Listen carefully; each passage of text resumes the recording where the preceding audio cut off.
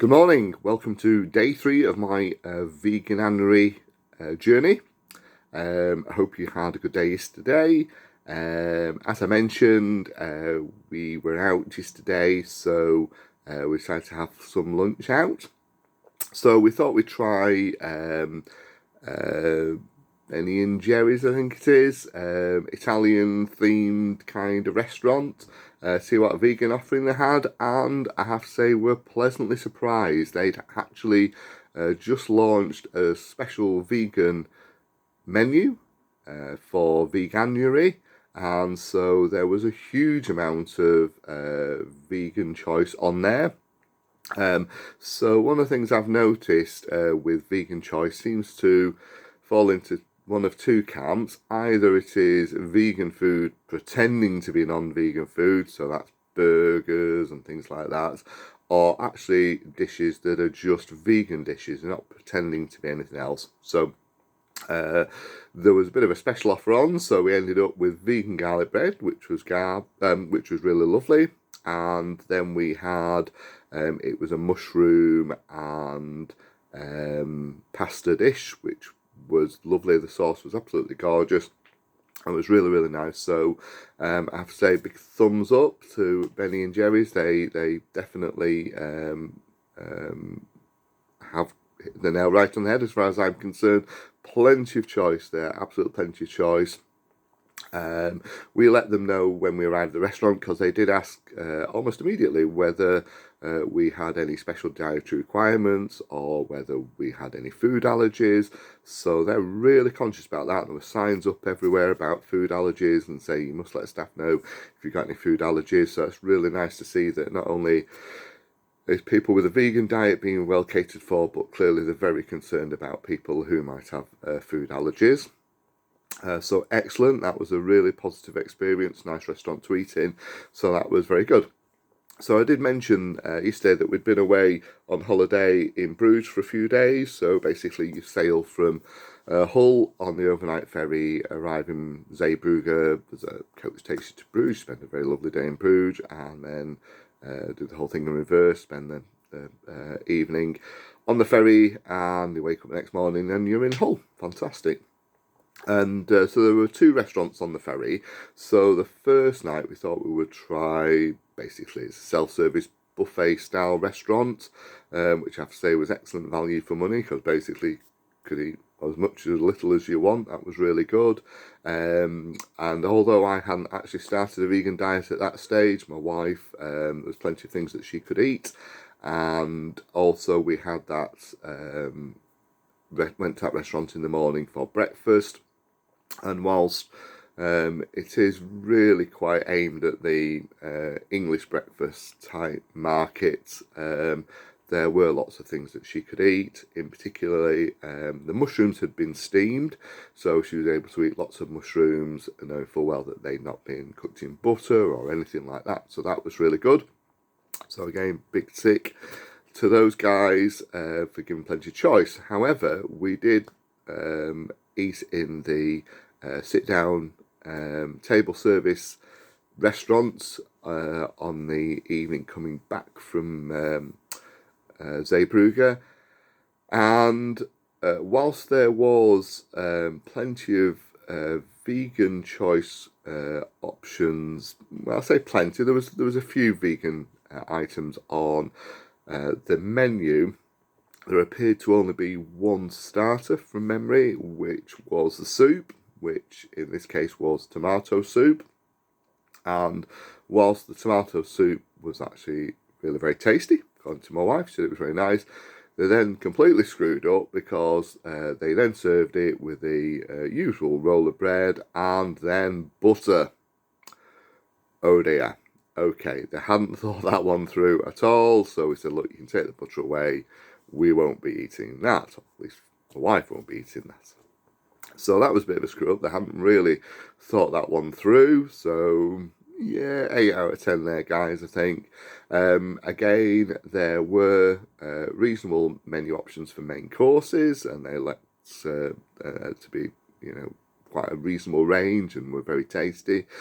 But then decidedly distinct lack of anything for sweet. Maybe they think vegans don't want a sweet. Maybe, they just don't think you're going to bother. I don't know. But there was just nothing.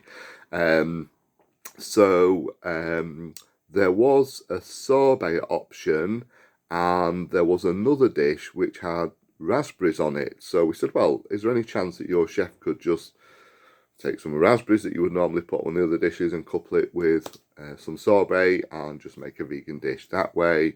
Oh no, we can't do that. Okay, fair enough then. Oh well, we'll see what we can do. Anyway, they did actually turn up with some strawberries and put them with the sorbet. I have to say they weren't particularly well presented, and I do have worries about where they were getting their strawberries from at the end of December.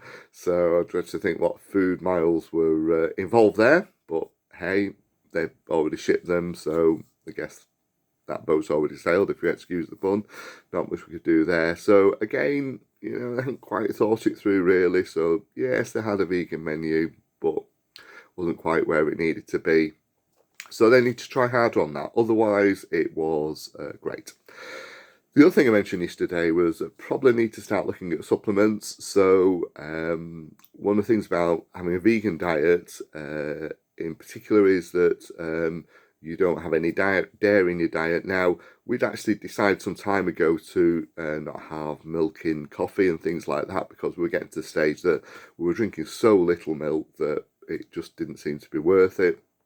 So in fact, we'd more or less cut the dairy out of our diets anyway, and clearly dairy is a good source of calcium, so we're a little bit conscious about that. So we just need to make sure that there are other food sources in our diet that can provide us with calcium.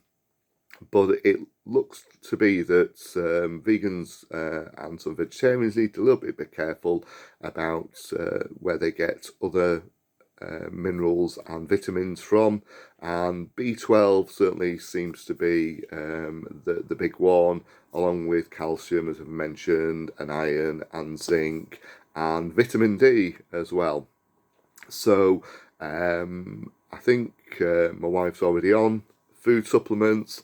So there are food supplements that are available that will give you what you need in terms of your RDA. So just in a single tablet. However, it'd be interesting to monitor that really. So I'm half thinking about maybe signing up for one of these online blood tests. So they're not particularly cheap, but I thought maybe that'd be worth doing. And they test for a whole range of things as well, cholesterol levels and things like that.